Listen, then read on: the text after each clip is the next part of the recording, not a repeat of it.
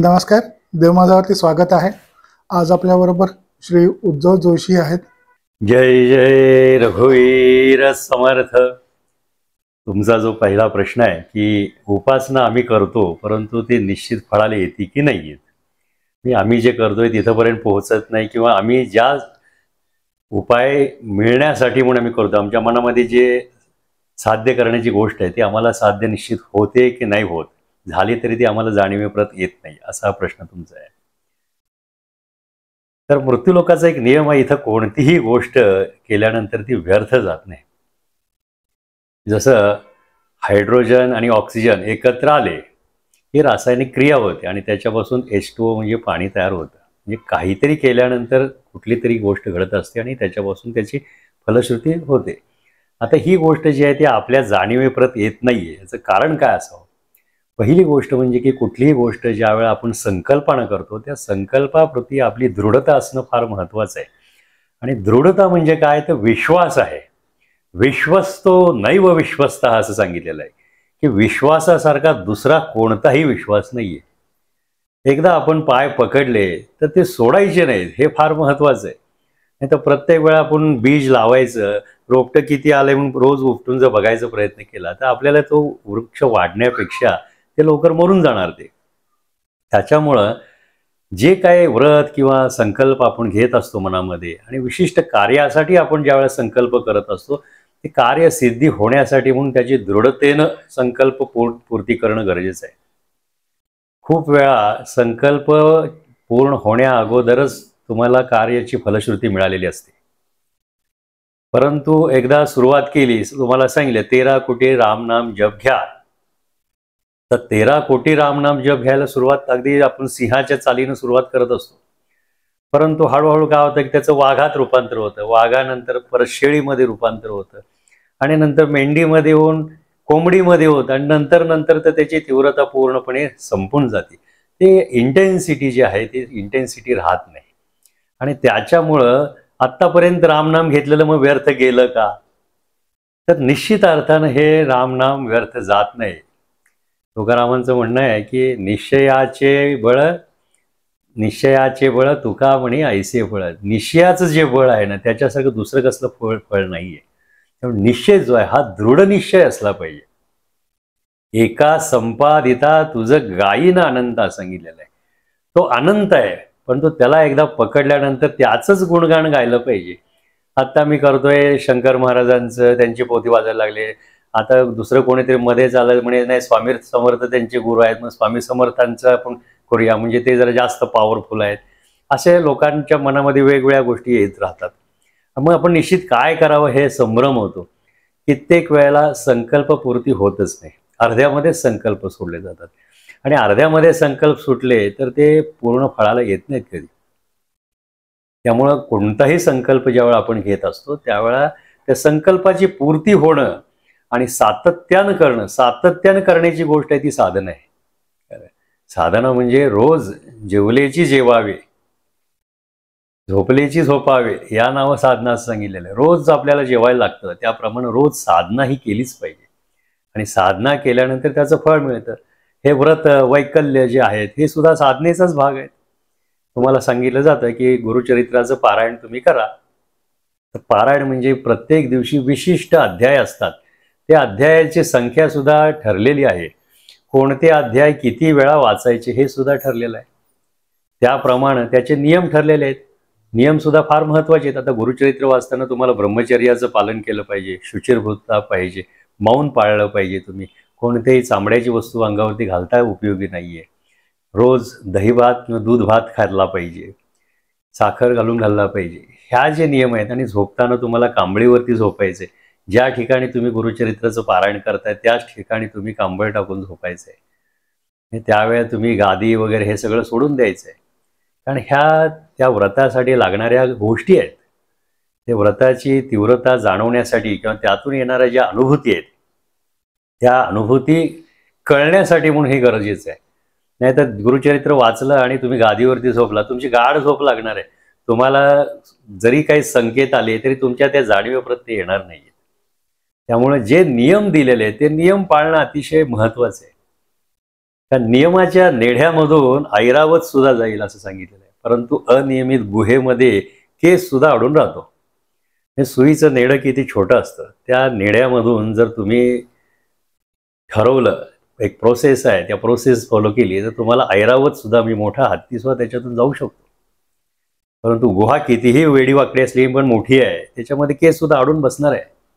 त्यामुळे श्रीकृष्णानं ज्यावेळी पेंद्यानं सांगितलं होतं की तुम्ही काय करा, डोळे बंद करून माझ्या पाठीमागे धरा, आणि बंद दरवाजे असताना सुद्धा ते आतमध्ये जायचे, लोणी दही खायचे, त्यानंतर परत तीच प्रोसेस, डोळे बंद करा, आणि त्या सगळ्यांना कृष्ण बाहेर घेऊन यायचं.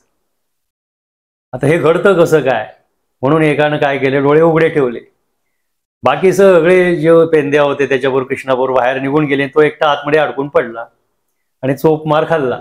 म्हणजेच नियम जर पाळले नाही तर त्याच्यामध्ये न चुकणारा तुम्हाला घोटाळा हा अनुभवाला येतो. आणि साधनेसाठी, उपासनेसाठी नियमांना फार महत्त्व आहे. नियम जेवढे काटेकोरपणे आपण पाळू, आता विचार करा, आता पुण्यासारख्या शहरामध्ये एवढं ट्रॅफिक असतं, या ठिकाणी जर ट्रॅफिकचे नियम नसते तर तुम्हाला रस्त्यावरती चालता तरी आलं असतं का? तुम्हाला प्रत्येक ठिकाणी बघितलं तर सिग्नल आहेत, त्या सिग्नलला नियम आहेत. रस्त्याच्या डाव्या बाजून चाललं पाहिजे, सिग्नल लागल्यानंतर थांबलं पाहिजे. हे जर नाही थांबलं तर वाहनांची रेलचेल झाली असती सगळीकडं. आणि आपण ज्या निश्चित स्थळावरती पोहोचायचं आहे, ठराविक वेळ पोहोचायचं असं ठरवून जातो, ती वेळ आपल्याला साधता येत नाही आहे. म्हणून नियमांना अतिशय महत्त्व आहे. तसं अध्यात्मामध्ये हे जे नियम आहेत, हे नियम म्हणजे बंधनं नाही आहेत. अध्यात्म हे बंधन मुक्त होण्यासाठी करण्याची गोष्ट आहे. हे जन्म मृत्यूच्या बंधनातून मुक्त व्हावं म्हणून आपल्याला अध्यात्म करायचे, त्या परमात्म तत्वाची प्राप्ती करून घेण्यासाठी म्हणून अध्यात्म करायचे. आणि ते अध्यात्म प्राप्त करण्यासाठी विशेष प्रोसेस आहे. आता वेगवेगळे पंथ आहेत, त्यांच्या त्यांच्या पद्धती असतात, वेगवेगळे संत आहेत, अधिकारी पुरुष आहेत, त्यांनी जे घालून दिलेले नियम आहेत, कारण त्या नियमावरून ते स्वतः गेलेले आहेत. आणि एकदा आपण स्वतः त्या मार्गावरून गेलेला असो तर आपण निश्चितपणे लोकांना सांगू शकतो की हा मार्ग योग्य मार्ग आहे, या तुम्ही या मार्गाने चाला.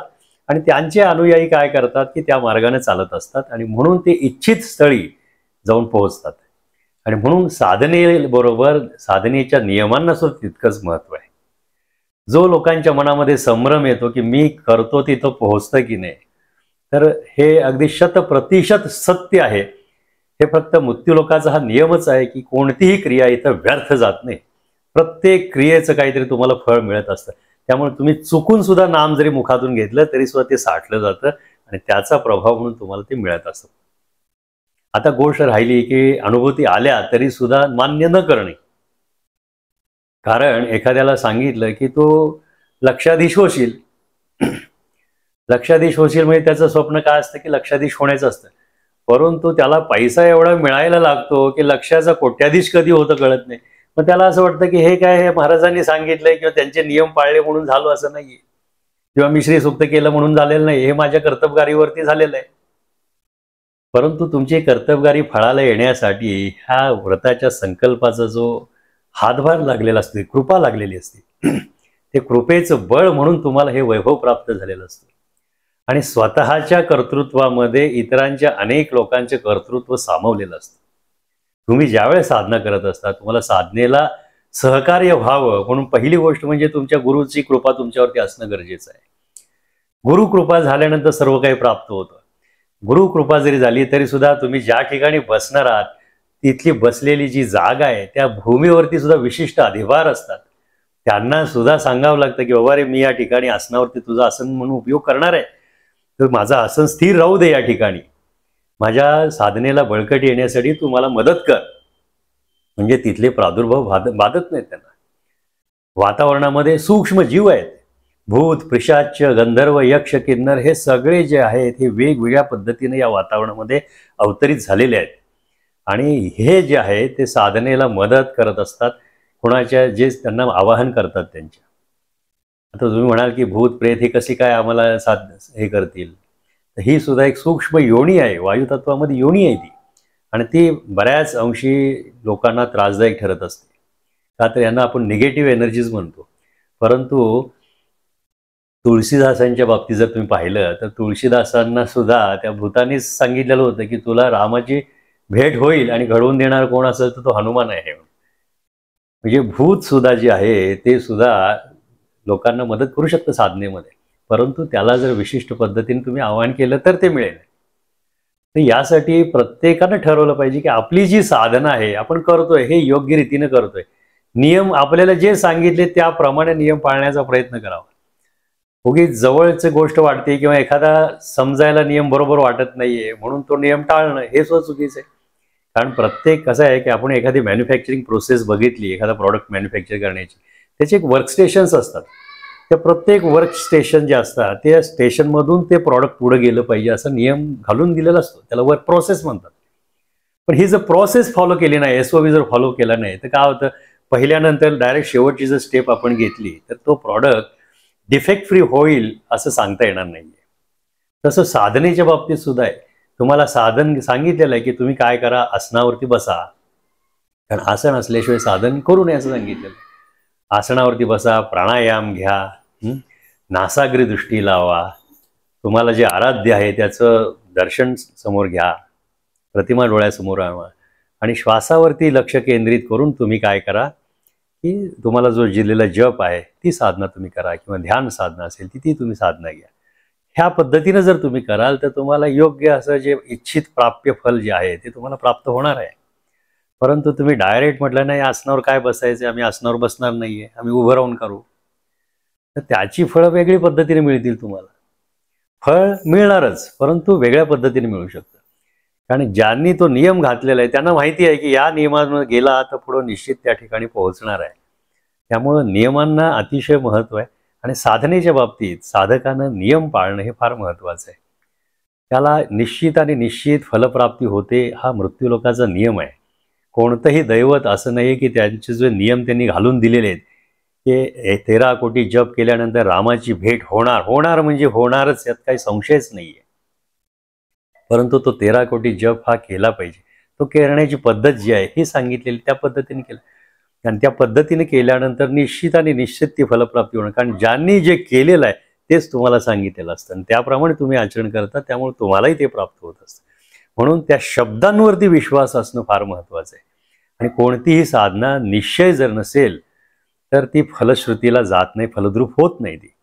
म्हणून साधकानं जे आहे ते फलद्रूप होण्यासाठी म्हणून ही साधना करायची आहे आणि दिलेल्या नियमांप्रमाणे करणं हे त्याच्या उद्धाराचं कारण आहे.